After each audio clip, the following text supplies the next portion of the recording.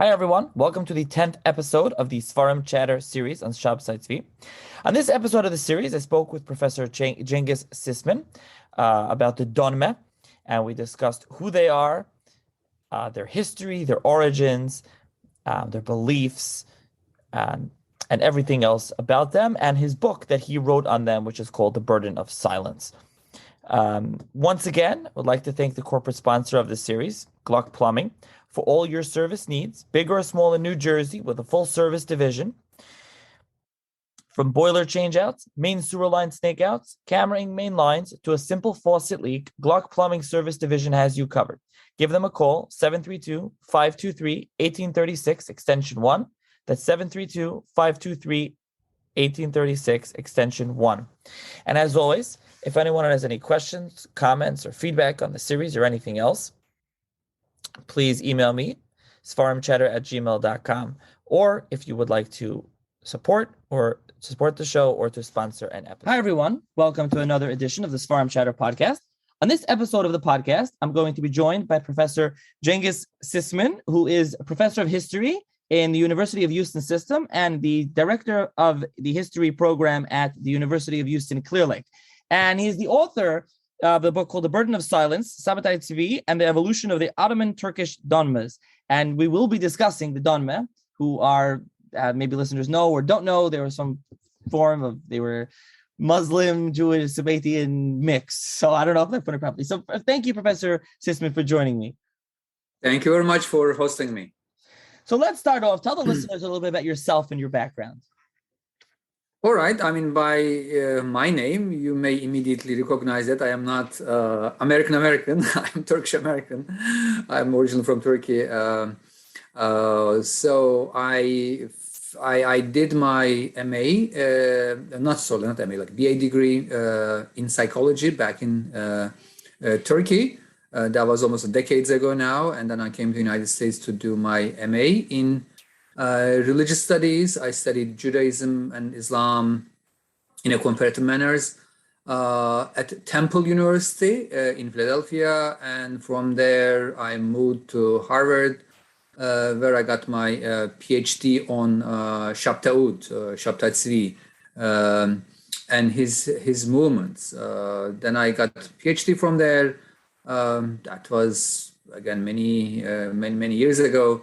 But since then, I got very much interested into this subject, and rather than studying Shabtai, which is the earlier phase of the movement, about which I hope we'll talk soon, I also developed an interest into studying the later history of Sabbatianism, which came to be known as Dönme history, and I brought again, my interest and also my book project, starting from the beginning of the movement in the 17th century all the way to the 21st century. So that was kind of like my interest and my brief academic background with regard to the topic. So how did you get interested first into the whole movement in general? I mean, what was that? How did that happen? Yeah, I mean, that's a question that I, of course, get it all the time. I mean, I'm someone who is not necessarily coming from, Jewish or maybe even Dönme origin, but who knows? We wouldn't know in Turkish context. But my interest actually initially was not into Shabtai directly. I mean, I was starting from my college years. I was always interested in psychology and philosophy, mysticism, metaphysics. I mean, I, for example, translated one of the Carl Jung's books into Turkish, Psychology and Religion. Even if I was studying psychology, I was always more interested in not the behaviors of animals, rats and rabbits and whatnot, but into the minds of human species. Freud and Jung was more interesting for me. So from there, I developed an scholarly interest into mysticism, thinking that mysticism was a folk psychology in the largest sense of the term. And mystics had been trying to do the things that modern psychologists are trying to do, that to understand and to change our behaviors and also to our mindsets. Then I said, look, I mean, why don't I study Sufism and Kabbalah? I mean, these two seemed quite very interesting to me, especially again, Jung and Freud, always kind of giants like whispering in my ears, and look at those things. And I came to the United States to do a PhD on Kabbalah. Again, my original goal was actually to do a PhD in Kabbalah. But then when I got here, I realized that, look, I mean, my competitors, my fellow students who are doing PhD in Kabbalah, I mean, they are much more advanced than me. So I had to kind of repurpose my interest and refashion my interest. And I just came up with a new subject which could combine all of my intellectual interests and also abilities to come up with a good project, PhD project. So Shabtaut or Shabtatzvi was a great project for me back then, to combine my background in Turkishness, my background in even like traditional Islam, my interest into religious studies, psychology, you name it. And when I put them together, I mean, Shabtaut seemed to me the most interesting subject. And that's how I actually got into the subject. And by the time that I went to Harvard to do a PhD, of course, now your advisors are telling you that, look, I mean, we understand you have a great subject, but you need to do this and this and this, and you need to learn this language, that language. So they just, gave me a huge list of to-do list, basically, long list of to-do list, for which I had to spend years in Israel to study Hebrew, a little bit of Ladino, and some of the other European languages. And of course, I have to cover all the secondary scholarship, including, of course, Gershom Scholem and all other, and also like his students. And luckily, one of Gershom Scholem's students was at Harvard when I was doing my research, Yosef Dan, a great, Kabbalah scholars and intellectual Jewish historian. So I had a chance to study with them, and I met almost all the scholars in Israel who had some interest into Shabtaut. And my basically intellectual formation, not completed, but developed and enhanced greatly. And I ended up thinking that, if I study Shabtaut, I have to look at the issue from so many different angles, because the issue is not only a simple historical matter. It has something to do with Judaism, has something to do with Islam, has something to do with Ottoman Empire, has something to do with, philosophical, messianic, mystical ideas, etc. And that's how kind of I began to write on the topic, trying to combine, again, elements from different disciplines. Very interesting. So your book, as I mentioned, it's about the Dönme. We'll get into right shortly. But what's interesting about your book, and what I think is what I enjoyed very much, is that your book first sets the table, so to speak, of going through from the beginning, of the movement in the beginning of, recapping, of the whole movement of Shabtai Tzvi until we get to the Dönme. So I don't know if you briefly hear, I mean, this is one episode in a series on this, and people I'm sure have listened to this point or will listen to the other episodes, but perhaps just for like you do in the book, to get to the Dönme, or perhaps you want to recap a little bit of early Sabbatism and Shabtai Tzvi until his conversion, and then the Dönme. Okay. Yeah, as you said, I mean, it would be just unfair to try to cover the whole complex issue here in an hour. And for those who develop an interest into it, of course, my book is there to read. But simply put, again, we do have, one of the largest messianic movements in history in front of us. after, as many scholars would accept and agree, after Christianity, Shabtai Tzvi movement was perhaps the largest messianic movement in Jewish history, also in Ottoman history too. So we do have a person whose name was Shabtai Tzvi, who was born into most likely an Ashkenazi family in Smyrna in 1626. Who got himself educated first in halakha, in Jewish legal tradition, and at the age of 18, his interest moved into more mysticism or Kabbalah, and for years, of course, he steeped in that tradition, and obviously being a smart guy who knows. A lot about other traditions too.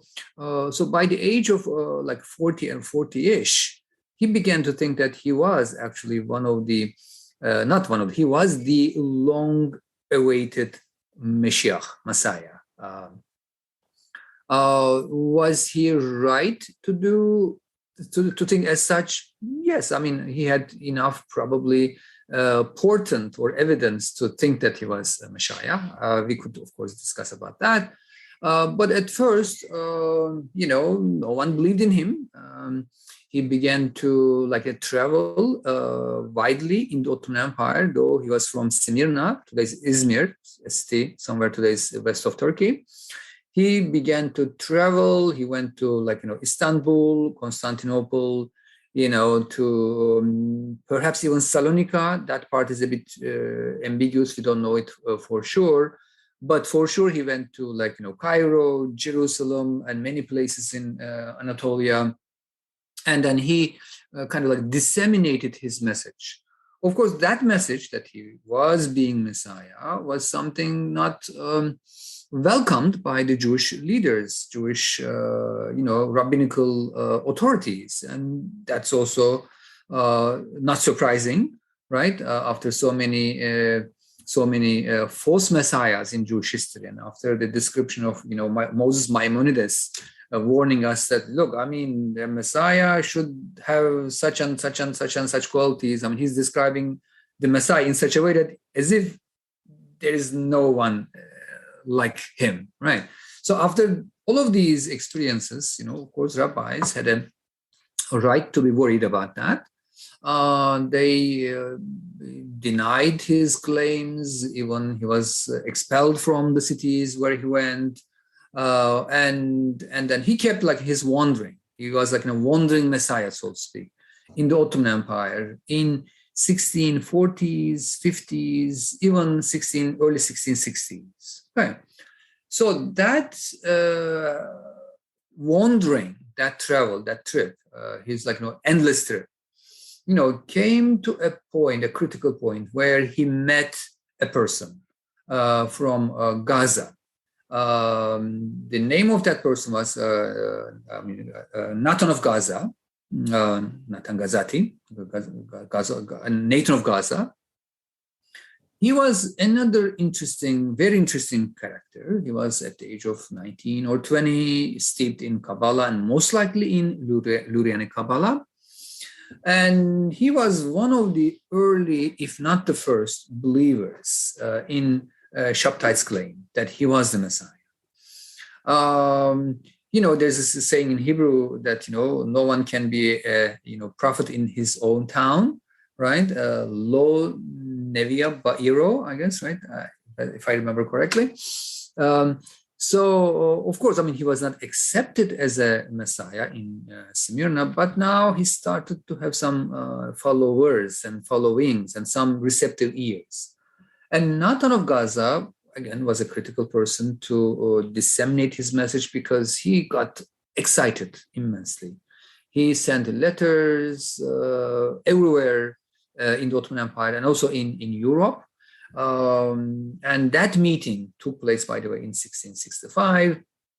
And in less than a year, now we see a dissemination of this messianic movements, not in the Ottoman Empire, but also in the entire Europe, among the Jewish communities in Amsterdam, Holland, and England.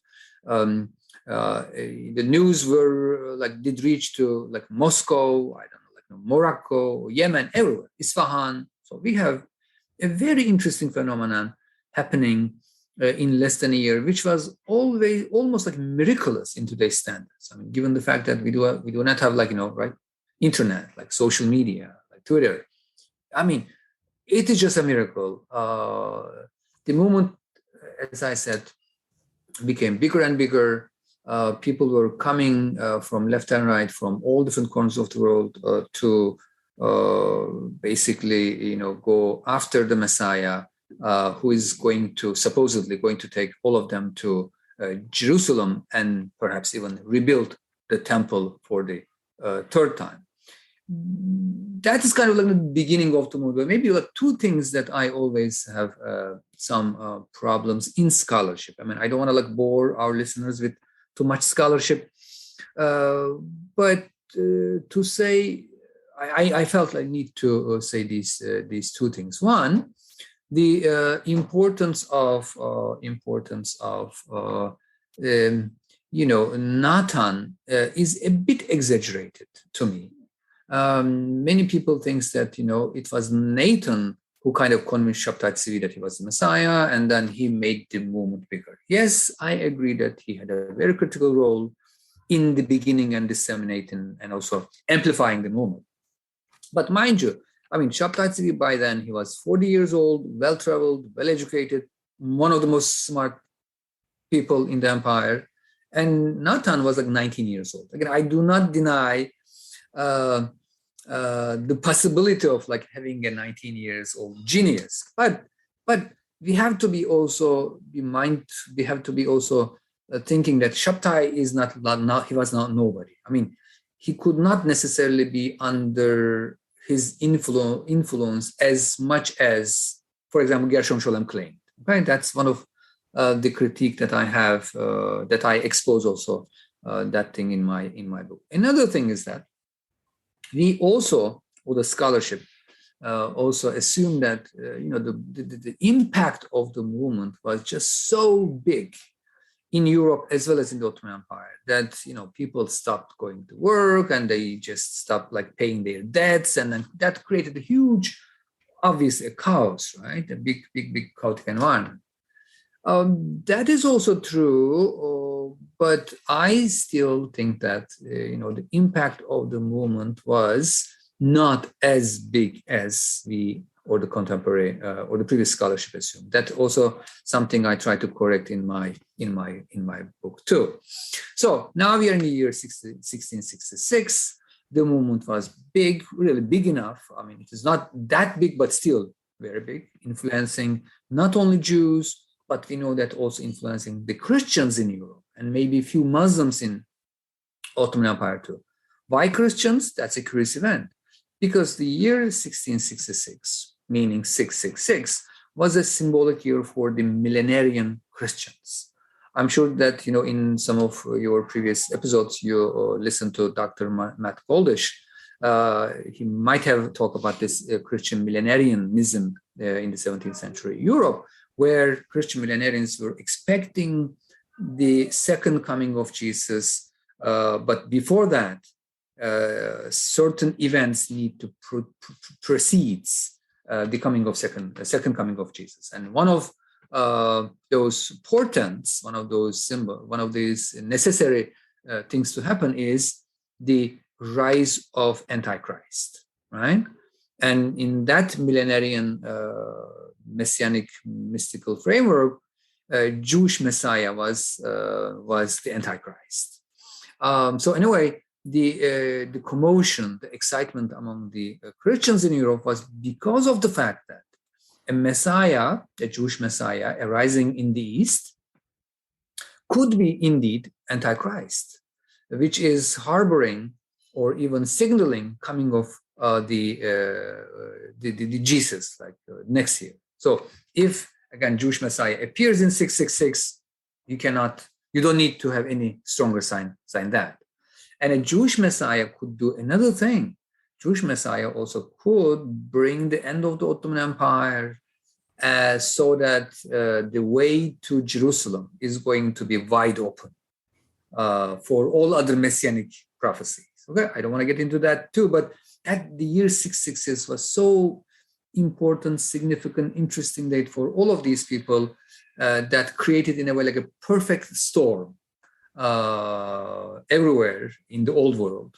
And that's how we have this big messianic moment in 666. So what happened afterwards? That's a critical one. Of course, Ottoman authorities have been following the event very cautiously.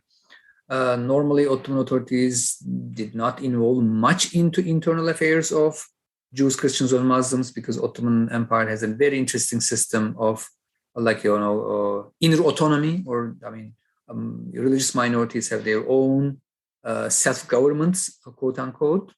Therefore, they usually do not, they did not interfere unless the event happening in that community is kind of harming the balance of power in a larger society. So since they felt that, Shabtaut movement, Messianic movement, is kind of like breaking the order, and also Jewish authorities are complaining about that too, and Ottoman authorities involved or intervened. First, that was a warning came, and then imprisonment came, maybe some tortures came into picture too. But interesting enough, all of these warnings, tortures, imprisonment actually made Shabtai even more famous.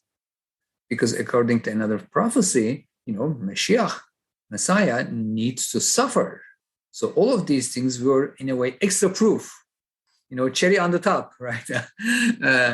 To believe that he was the Messiah. Something unexpected happened, to be exact, in 17 of September 1666. He was summoned to the court where Ottoman Sultan and other Ottoman dignitaries and legal people were there. He was given a trial. He was threatened by death, and he was simply given an option of you either die now or convert to Islam. Of course, in Sephardic tradition, as you all know, life is always preferable to death. And he preferred to live, meaning he converted to Islam. And that's how he came to the end of the biggest chapter of the Messianic movement. And now, instead of a crucified Messiah in Christian tradition, now we have a converted Messiah. So now you deal with it. Maybe I can stop here for a while to give you an option to say more, and then I can continue the story of Dönme after that, because this is the point also, the beginning of the Dönme story. End of the Messianic movement, and then beginning of the Dönme story. Right. So first of all, a couple of things. First of all, like you said, the listeners may be familiar. The Rambam says, right, it's preferable to convert to Islam than to be killed. It's not the same as Christianity and otherwise. So that's what you're referring to, that he converted. But still interesting that the Messiah converts, he becomes Muslim. So number one. Number two is I think he took a name from pronouncer Aziz Mehmet Effendi. I know you could talk about his name, and that's the start. And like you said, this is the start of the Dönme. So right. Interesting. Also, you said this is the end of the Messianic movement, as you discuss in the book.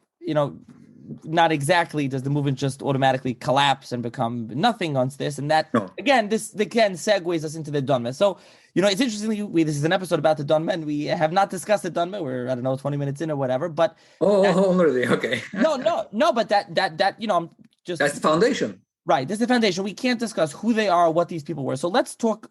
Drop more about what happens. He converts, and then what happens till we'll lead up to when the Dönme. We'll discuss who they are. Okay, let us cover again what happened to him after that until his death. Okay, and then because he's going to die in 10 years, and that's going to be another turning point in Dönme history. As I said, that was the year 1666 was the end of the Messianic movement and beginning of the sectarian movement. How?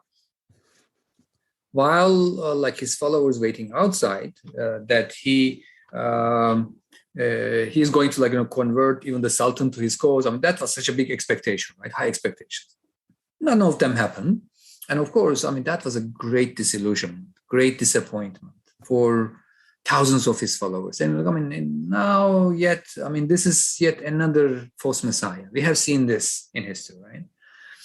One would expect that, all of them got disillusioned and went back to their original beliefs, cried a couple more days, perhaps, right?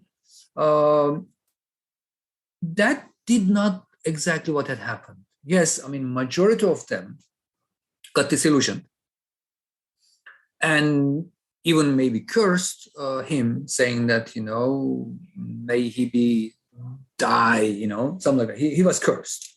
And that curse actually is going to follow him in later Jewish tradition too, that, when they mentioned the name of Shabtai Tzvi, some of the rabbis were saying that, may his blood be cursed. I mean, there's this curse, I forgot the exact term for that, but that was a curse.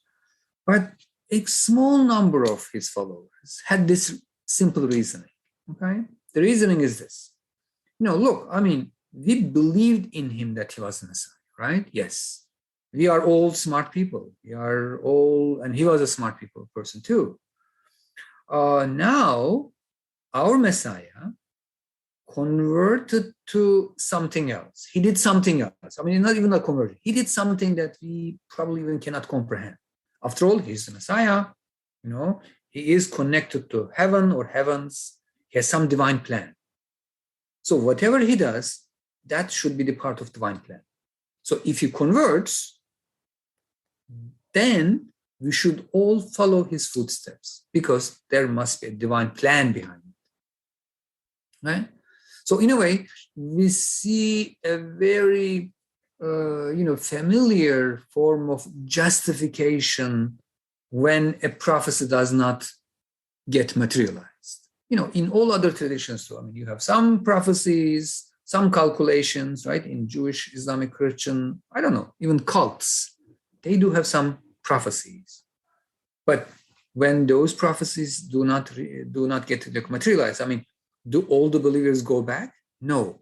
They rethink, refashion, and rationalize the whole event and then start to recalculate the prophecy, rethink the prophecy. Okay. So here what happens, and a small number of them simply followed his footstep, converted to Islam, and that number of people, about which we don't know how many of them exactly, but there was a small group of them, followed him, thinking that he was the Messiah. Whatever he did it correctly, rightly, as part of divine plan. And that was the beginning of this small group of people who are going to be known as Dönmes later on, or Sabbatians later on, who publicly confessed that they were Muslim, but internally they kept believing in the messianic character of Shabtai Tzvi. Okay, but this internal belief or practice is the most important, most interesting. Okay? Again, I mean, from outside they're Muslim, and this is not unusual. I mean, if you look at Ottoman history, I mean, from the day one, Ottomans were all converts. I mean, people converted from all religions, and it's such a routine thing, nothing unusual. Okay, so from outside, the expectation was that these people converted to Islam, and in one generation or two, they will be regular Muslim Turks, because that happened millions of times. But something again strange happening here. So those people who converted kept their original belief inside. One generation, two generations, three generations, until now, basically. Okay, so they kept that belief inside. So what is the nature of that belief is $1 million question. Okay, so we will come to that. But just historically speaking, Shabtai now lives in the Ottoman Empire, again, outwardly Muslim, inwardly, creating his own theology in a way.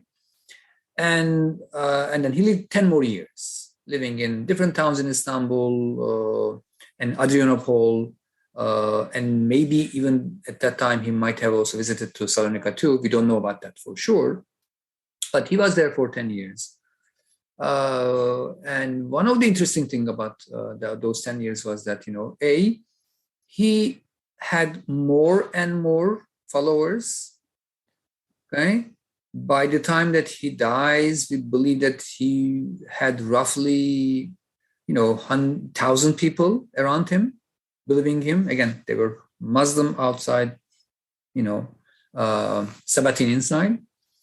But toward the end of his life, based on some complaints, Ottoman authorities found out that he is not a regular convert. He's doing something strange. Legend has it that actually he was caught in Istanbul once, that he was teaching Quran and Torah at the same time, chanting some hymns, probably Ladino, Turkish, and Hebrew, songs and hymns. And he is also drinking wine in an environment where there are men and women. And can you imagine the abominability of this situation? That you have wine, you have Torah, you have Quran, you have woman.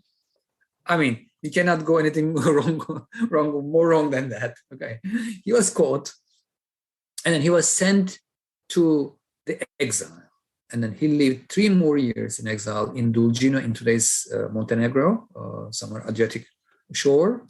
He was probably living in one of the castles in Dulgino, and toward the very end of his life, he was sick, and he died basically in 1676. But that was not a normal death. Legend has it that he basically went into a cave and then he disappeared from our mortal eyes until he is going to come back for the second time. Okay. So I say this is legend because most of the things that we know today, are coming from the later constructions and reconstructions. Okay. Because later on, his followers are going to also develop the theology of second coming, like Christianity, right? I mean, same as Jesus. I mean, Jesus was there. He promised to bring the kingdom of heaven. He couldn't bring, and he dies. He goes back, and then, his followers waiting. Let's have the party. Let's have the kingdom of heaven start. It doesn't start. So what do? Now you need to develop this theology of second coming. Right? He disappeared, but don't worry about that. He'll come back. Like Lubavitcher Rebbe, right? Similar stories happening, of course, in that circle too. Okay, and he dies. One last thing, and I'll stop there too, because now, in addition to converted Messiah, now we have another strange phenomenon to deal with. Now, died Messiah. Messiah died. He's dead, a dead Messiah, basically. There too, his followers, as I said, rather than going back to their original beliefs, they kept believing in him and developed the whole idea of second coming. And by that time, most of his believers were in Salonika. There were other believers in Istanbul and other Smyrna and other towns too. But Salonika became the center of this new existence, this new Dönme communal experience. And that experience again lasted until the end of Ottoman Empire, and even in modern Turkish times. But we can talk about 19th, 20th century later on, since we want to probably go in a chronological order. Yeah, so first of all, I wanted to clarify something that you said. that so when he converts in 66, some convert as well, and they, but there were a lot of still followers that were still Jewish that didn't convert and still believed in him at that time. Nathan of Gaza, Cardozo. I did an episode, listeners, I'm not going to go into Cardozo with Professor David Halpern. I have an episode on that, but there were still believers that believed not. So, I mean, you said a number of them did convert to Islam and had this whole mix like he did. Now, so let's talk more about the Dönme. So first of all, you mentioned them. I mean, what does the word mean? I mean, a lot of listeners are probably listening to this. What does this word mean? Yeah. Great. Yeah. Before that, I just one sentence about those who did not convert. Yes, I mean Cardozo and Nathan of Gaza are the best examples, but there were other actual converts, other believers, Sabbatean believers, Jewish believers in Europe. I mean, of course, there's a huge, big scholarship on that. But also even among the Turkish Jews, that there were some Jews who remained as a believer and did not convert. Okay, that's an important part. As for the meaning, Dönme is actually a very simple term. It's like the turncoat, basically, turning something inside out. But that's a dictionary definition of the term Dönme. But in Ottoman history, it also came to mean simply convert. All the converts from different religions were known as Dönmes. Okay, but the idea is that they were Dönmes with a lowercase Dönme. I mean, everyone is Dönme, when you convert. So our Dönmes now, Sabbatean Dönmes, in the long run, keep their being Dönme status forever, and then that lowercase became an uppercase Dönme, and then Dönme today in modern Turkish especially, and later in late Ottoman time too, it was referring mainly, not exclusively, but mainly to Salonican Jewish Dönmes. But in larger sense of the term, as I said, it could mean a convert from any religion to Islam.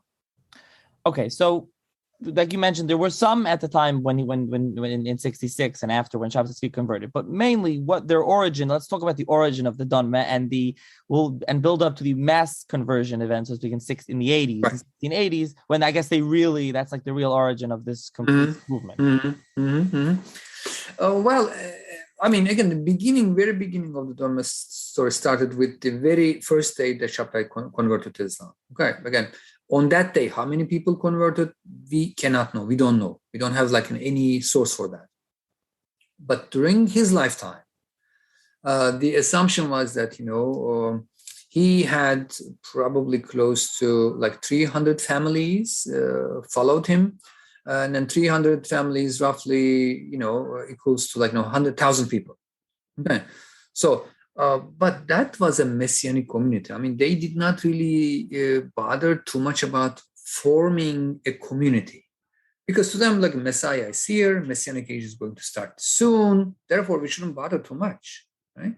Until he dies, there was no issue of leadership, who is going to lead the community, or what kind of communal rules do we need to have? I mean, who pays what? What's going to be the status of our our cemeteries? Okay, there's no need. Why? Because Messiah is here, and then Messianic age is about to start. So what is the point of all bothering with all of these mundane worldly things? Okay.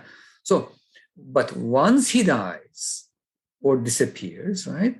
So that is the point where now we are going to have two major questions. Okay, one, where are we going to live and stay and wait his second coming? And two, who is going to lead the community? Leadership question. Okay, so when there are few possible leaders emerged, next question is whether that leader is authentic enough, or the expected one. Okay? I mean, or is a legitimate one, rather, legitimacy question. And because of these two issues, who is going to lead and whether the leader is a legitimate one, these two questions actually is the reason why actual community divided into three in the first 2 decades, in first 30 years of the beginning of the Dönme movement. Okay. Again, leadership and legitimacy question. The mass conversion that you are talking about, which supposedly, again, that's another inconclusive actual discussion among the scholarship, is that when and how that mass conversion happened. Okay. Most likely, there was a mass conversion in 1683, meaning almost like 7 years after his conversion, so like his death, and number of which was also a couple hundred. Still, we don't know the exact number, but again, something happened apparently in 1680s, and the number of Dönmes got maybe almost doubled. Now we are talking about still like between 1,000 and 1,500 people by 1700. Okay. I mean, is it a big number? Not really, right? Is it a small number? Of course, not a small number too. It's a significant amount of number of people who are now believing a certain thing internally, but again, outside they are all Muslims. And those, say, 1,500 people are living in a communal manner, okay? Unlike Marranos, right? Marranos were somewhat also, not somewhat, they are also like falsely converted people who are living mainly individually. Now we do have a different form of Marrano experience, but it is different in two ways. One, again, they are living in communally. And two, they are almost like a voluntary Marranos. Okay. I mean, yes, Shabtai Tzvi was forced to convert, otherwise he was going to die. But if you look at the other followers, they were not forced necessarily. Okay. So therefore, they are different from the Marrano experience in that regard. Nevertheless, we do have a crypto, secret, whatever you want to call it, like a life here emerging in or by the end of the 17th century in Salonika. And then community, as I said, is going to divide into 3, and they are going to, each of them is going to have a different leader. One of the justification of the leadership, for example, the second group, we call it a Karakash group. The first group, by the way, was called as Yakubi group, or Jacob Kerido. Jacob Kerido is the leader. After his name, the group was also called as such. Then we do have a Karakash group, second group, and then we are going to have a Kapanji group, the third group. Okay, 3 groups. I believe that there could be some other groups too, but they might have disappeared. It's another discussion that I don't want to get into, but there are 3 major known groups. Okay. The justification of the leadership for the second group is quite interesting. They say, look, I mean, our leader, Baruch Yoruso, his name, his Turkish name was Osman Baba. Okay. They say that, he's the most legitimate leader. Why? Because he was born 9 months after the death of Shabtai Tzvi. So what does it suggest? His soul transmigrated to him, to his soul, his body. Okay. And later on, that group came to be believed that, actually, the real Messiah, the real long-awaited one is not Shabtai Tzvi, but Osman Baba. Okay. I mean, if you think of the double Messiah theory in Judaism, the first one is going to basically give you the glad tidings of the second one. In a way, Osman Baba was the real one, and he was deified in such a way in that tradition that, he went even beyond becoming a Messiah, almost replacing the God. Okay, that is kind of one of the interesting things about this Dönme unique idea about Messiah and then leadership. Okay, so by 1700, as I said, now we do have three groups, and that three group is going to survive or continue to live. Outwardly Muslim, inwardly Sabbatean until the 19th century. And I may want to stop here to take a little breath, and then you may want to ask something else. But we are, again, chronologically, we are now in the 19th century.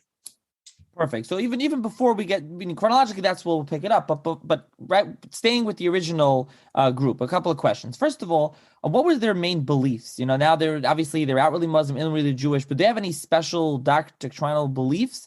And also, this goes together with that, the differences between the three factions.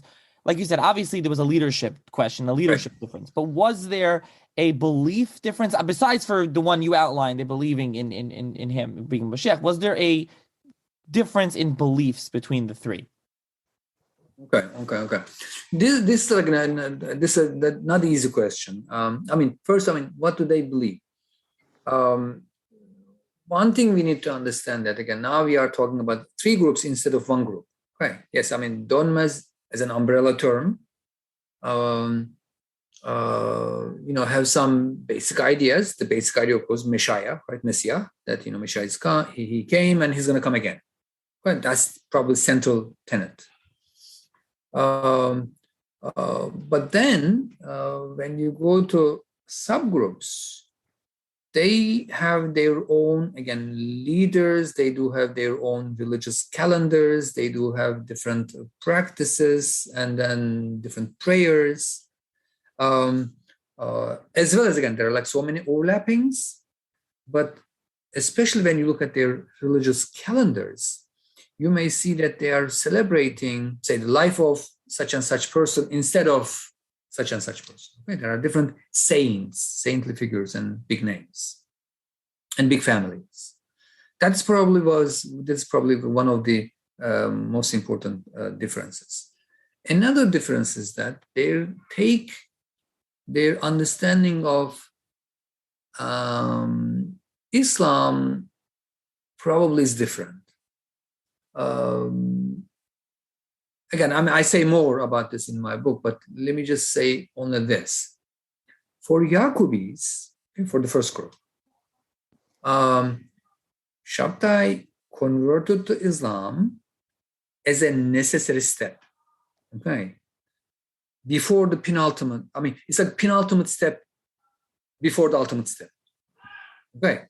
Which means that, one needs to go through this experience to get the necessary truth, because to them, every religion, every tradition has some truth in it, right? So you need to go through this tunnel or this path to pick up the last pieces of truth, so to speak, so that you can go up to the next level, the last level, and then to complete the process. Therefore, Yaqubis traditionally have been much closer to Islamic practices, and they were more keen on practicing some of the Islamic commandments more closely. One of which was, for example, going to the pilgrimage. The legend has it that the leader of the leader of the first leader, Jacob Querido, actually, he died on the way back from the pilgrimage.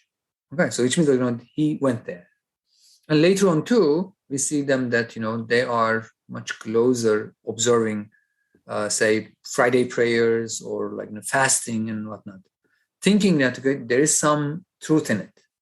Okay, there's a messianic, divine truth in it.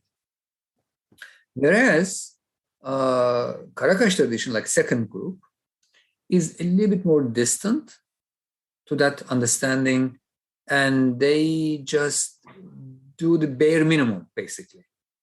to make sure that everything is okay in public. All right, and of course, like each group, in a way, consider their leader and later on leaders who has like more messianic quality. And if you look at their hymns and other songs and whatnot, you may see the names being repeated in those songs rather than other names. Okay. So, like you said, this is also, we're not going to go more in depth. It's in the book where you discuss the prayers, the religious calendar, the language, all these kind of things. So that, exactly. Okay. So before we get to the later on, the 19th century and later, I just want to ask you, first of all, how widespread was this movement? I mean, was it located mainly in, you said in Salonika, and do we have a number like on specifically how big they got at any time? Or right, no? Right. I mean, these are all difficult questions, scholarly speaking. As I said, the headquarters after the death of Shabtai Tzvi, I mean, the headquarters was definitely Salonika. I would say 70-80% of them living there. Salonika was also a very important city, of course, like for Jewish existence too. I mean, if you think that Salonika, especially in the 19th century, was known as the Jerusalem of the Balkans, referring to the number of, the high number of like the Jews and synagogues and Talmud Torah schools and whatnot. It was an important city, and then Dönmes too, preferred to live in that city. Okay, about 70-80%. The next big group probably was in Istanbul. Another group was in Smyrna, and then there were other towns that they also lived. Maybe even like temporarily, because now we do have some documents suggesting or telling us that they are doing businesses, right? I mean, they are into, I don't know, different businesses, right? I mean, and then you see them that traveling to Ankara or Adana or other cities that you don't need to know, but they do have some temporary livings in different towns. But mainly, again, Istanbul comes in, so Salonika comes in first, and then comes in, Istanbul, Izmir, and Adrianople. So the title of your book is The Burden of Silence. So there's a lot of silence here. There's a lot of secrecy in the Dönme. Right. It's like a big secret. Right. I mean, why? Why is this? They're very secretive. Maybe talk a little bit, explain to listeners. What does that mean? What are you secretive about? Was this like an open secret or was it a real secret? I mean, but what's the whole deal with the secrecy here? The term, burden of silence, mashaduma, right? It's a Kabbalistic term. I mean, I didn't just invent it just like that. I mean, it really fits to that phenomenon exactly. Yes, there's a secrecy and also sacredness too. It's not about secrecy only.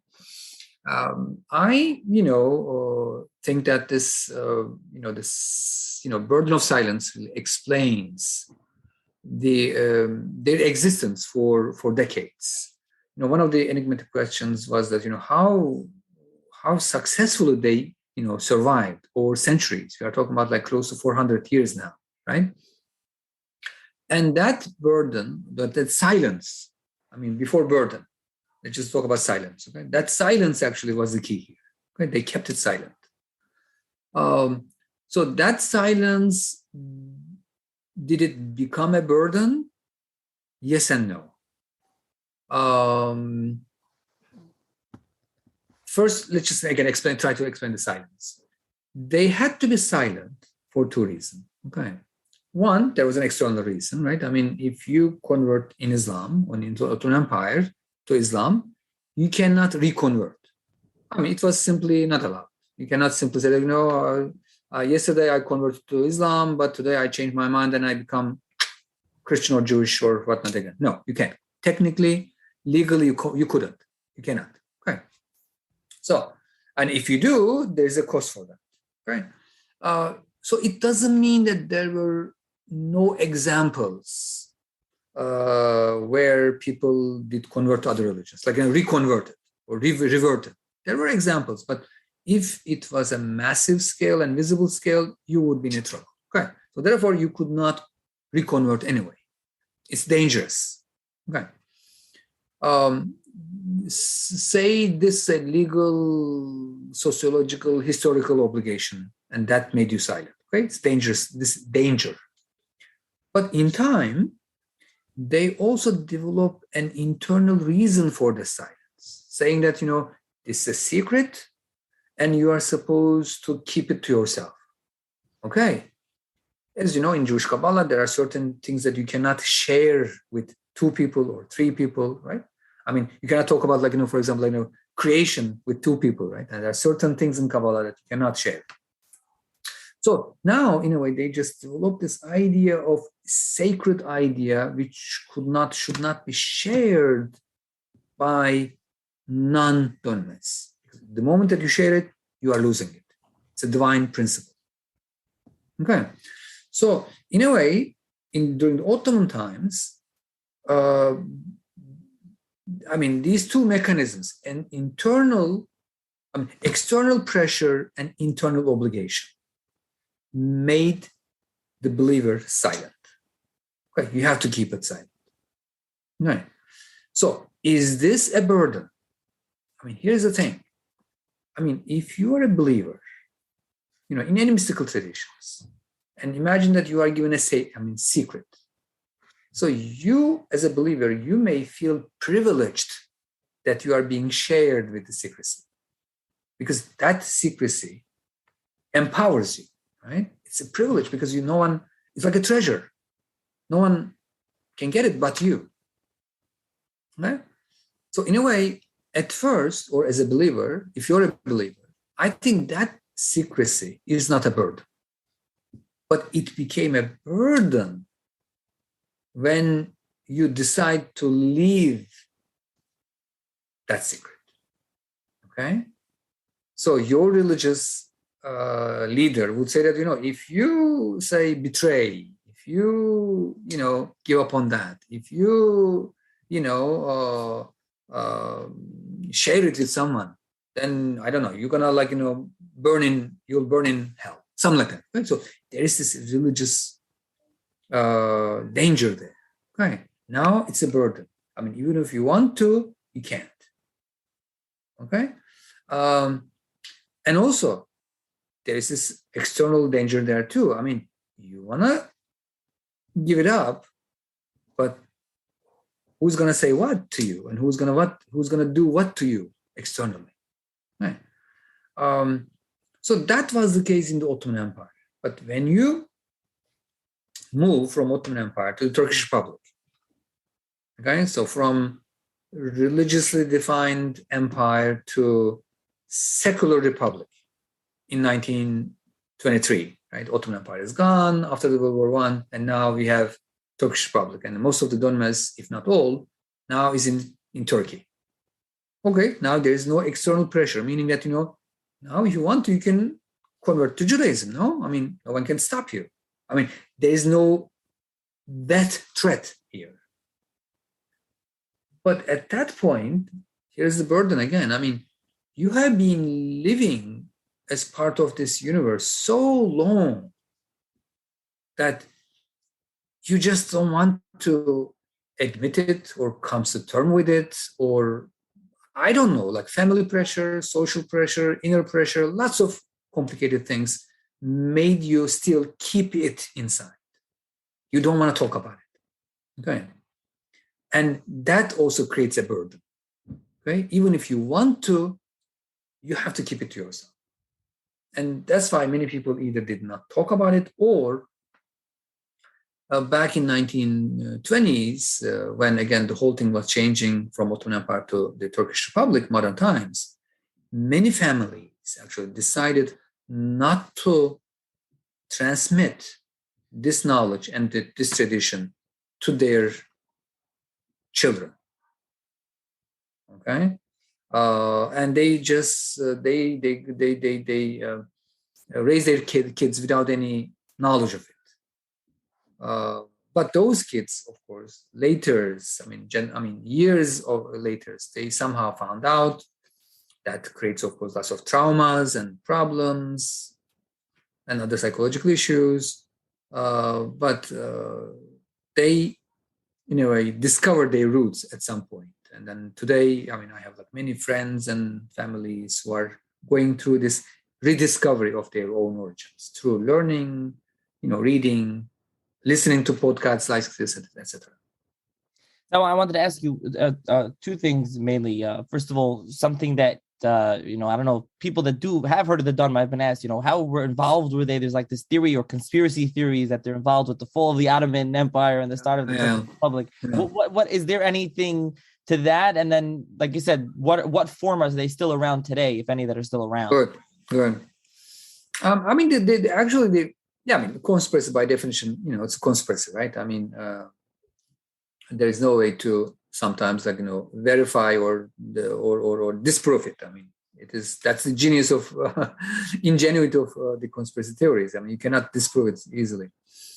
But maybe we may want to say a few things about the change, the radical change, which had already started within the Dönme tradition back in the 19th century. I mean, again, by the 19th century, remember, we had three communities living almost in insular fashion in traditional ways.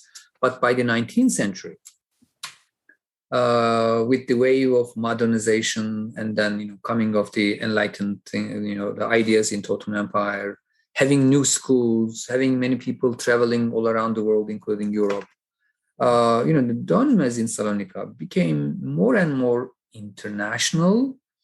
People more and more open to other ideas and practices and whatnot. And then school came, new educational curricula came.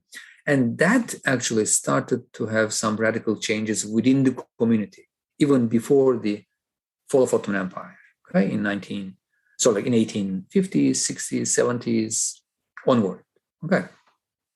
So they slowly, the young generation, slowly began to abandon the tradition, okay. So the first tension was within the community between, say, traditional ones and, I don't know, non-traditional ones. I don't want to give a name necessarily. Maybe if you're liberals, you may want to say perhaps, or enlightened ones, or I don't know. I mean, hard to define them, but these were the people who were kind of critical of their own traditions and trying to get rid of it. The wedge between these two, meaning traditional and non-traditional groups, wedge did open, and that wedge, more open more and more in the coming decades, and by the 1900s, by the 20th century, now we had more people who became more liberated, so to speak, from the tradition. They, rather than believing in all of their traditions and their beliefs and whatnot, they became more I don't know, even I don't want to say too modern, but they became almost irreligious.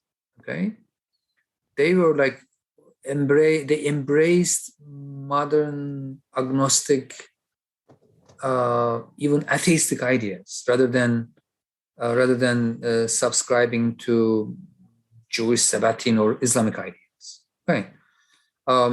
So say, I mean, if I just give you a ratio, I mean, by the 1900s, now we have a number of maybe 15 to 20,000 people. Okay. Because you asked in previous question, you asked the number. I mean, we are not so sure, but more or less we have 15 to 20 people by 1900. Say, if by the 1900s, believers and non-believers, or traditional non-believers, 50-50, okay? So as the time progresses, the number of believers got shrink, okay? 40%, 30%, 10%. And when we come today, two things happens. One, again, number of believers are very small, but there are still people who are practicing or believing in some of the basic tenets, not everything, but there's a functioning little community. But this is, say, only maybe I don't know, 5% of the whole thing. And second thing, which happened over time, in addition to the shrinking number of believers, those who stopped believing it, practicing it, of course, mixed marriages started, assimilation started. Okay, it's a typical pattern that every traditional community faces, right, in modern times: assimilation and mixed marriages. Because of the mixed marriages and assimilations in the last 100 some years, now we do have people who are coming from this tradition, but maybe 10% or 20% or 50%. I mean, only say his grandmother is coming from this. So that makes the person is only 10%. Or 30% or 50%, right? So anyway, we do have a very small number of people who are coming on both sides, coming from this tradition. But there are people as such who are still, again, believing and thinking and sharing the same universe. But overall, we do have, again, tens of thousands of people in Turkey who are coming from this tradition and just sharing the concern of typical secular, modern Turkish citizens. Okay, so I think that about sums it up for this. Obviously, there's much more in the book. Like I alluded to, the book, everything we said. The book is, I think, just looking right now, almost 300 pages, and there's footnotes, not endnotes. So that's all. Yes. That book, by the way, took me almost 20 years to complete. So I mean, every single sentence has some blood and sweat in it. You have to know that too. So first, I'm going to link to the book. I'll put the link in the show's notes. Thank you. University Press, and it's now available in paperback, so it's not that expensive. And is there any other reading on the subject, the Dönme, besides for your book, like I said, which is excellent? Are there any other English or Hebrew other books that you can suggested reading? Yeah, I mean, honestly, again, I think my book is one of the latest, if not the latest book on the subject. Therefore, if anyone is interested, just please have a look at the bibliography. I mean, even just by looking at Amazon, you may probably see bibliography for free. But yes, let me just put it that way. I'm just going to please have a look at my bibliography, which has the most up-to-date list there. Okay. So with that, like I said, I'll link to that so people can check it out. And hopefully this was interesting to get to know a little bit more about the Dönme if they did not know before. And thank you very much, Professor Sisman, for joining me. I appreciate it. I thank you very much. It was really a pleasure to talk to you.